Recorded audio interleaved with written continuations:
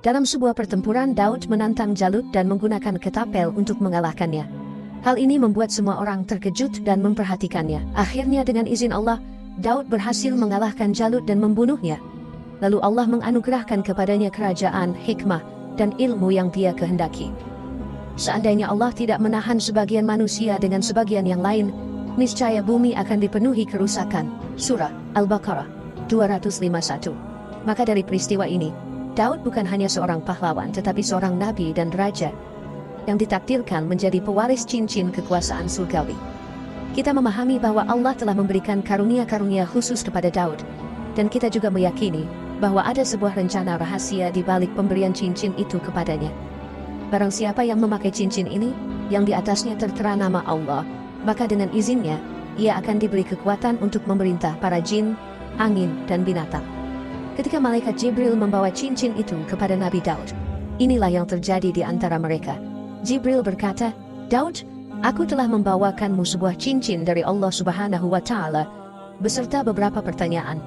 Kumpulkanlah anak-anakmu sebagaimana Allah telah perintahkan, lalu tanyakan kepada mereka satu persatu pertanyaan-pertanyaan yang akan kusampaikan. Barang siapa menjawab dengan benar, dialah yang akan menggantikanmu. Engkau akan memberikan cincin ini kepadanya, dan ia akan menjadi penguasa setelahmu atas izin Allah." Kemudian Nabi Daud mengumpulkan kaumnya, dan di hadapan semua orang, ia memanggil anak-anaknya satu persatu, menanyakan pertanyaan-pertanyaan yang telah disampaikan Jibril.